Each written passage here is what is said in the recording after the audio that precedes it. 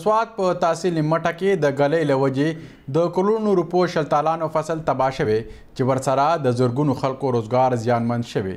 ځایي زمینداران او خواریکخ وایي چې حکومت دې د دغه سیمه افت زده وګرځوي او زمیندارانو سره دې مرستې وکړي. د مشرق ټي وي خبریال نیاز احمد خان رپورټ. د سوات تحصیل مټه چې په 9 یونین کونسلو مشتمله ده او په لکونو آبادي لري د مې په 14 نیټې د اختر په ورځ ناتاري ګلۍ د سیمې 9 یونین کونسلو تیار باغونه تباه کړي.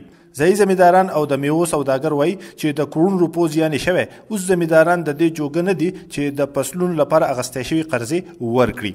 دا چونکې د شلتالو یا دغه یو غټ حب دی او دې خلکو چې دینو ډیر لوی مطلب دی د منډیانو نه پیسې راغستلې د سرې پیسې راغستلې د دوايانو پیسې راغستلې او دا ټول هر سړی چې دی نو دا ټول پیسې په قرضې په ټولې پورې دي. په دې کې یونین کونسل ارکوټ ډیر زیات متاثره ده. یونین کونسل مټه خریړی کوم چې محمود خان خپل یونین کونسل له دغه شانتي شیرپلم پیرکله یونین کونسل وسره چوفریال یونین کونسل او صخره او کلاکوټ یونین کونسل چې په باندې یو لس ورځې مینه د دې نه زیاته شي. د سرکاري سروې تر مخه د سیمې زمیندارانو 3.5 میلیونه روپۍ زیانمن شوي دي.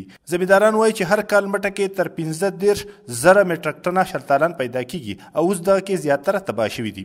موږ دا وایو د خپلو مشرانو ته چې څنګه دي په سیلابونو کې یا په نورو تکالیفو کې د خلکو سره مرسته او مدد کړی دی نو که په دې سچویشن کې په دې حالت کې هم زموږ د سوات د خلکو سره خصوصا د مټې تحصیل سره بیا خصوصا زموږ د کونسل ارکوټ سره څه تعاون وکړي یا څه مدد ورسره وکړي نو موږ به ډېر زیات شکریا ادا کوو. د خیبر پښتونخوا وزیر اعلی پلارګنۍ سیمه او د سیمې MP او د زراعتو وزیر محیب الله زیاتره حرکات د ګلۍ له وجې تباه شوي.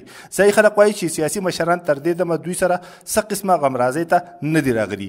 مشرق ټي وي هم هڅه وکړه چې د صوبایي وزیر محیب الله نه په دغه اړه موقف واخلي ولې ښاغلي هیڅ قسمه جواب ورنه کړو.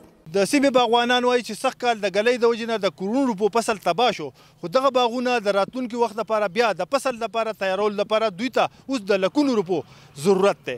د کیمرامین لونګین سره نیاز احمد خان، مشرق ټي وي، مټه سوات.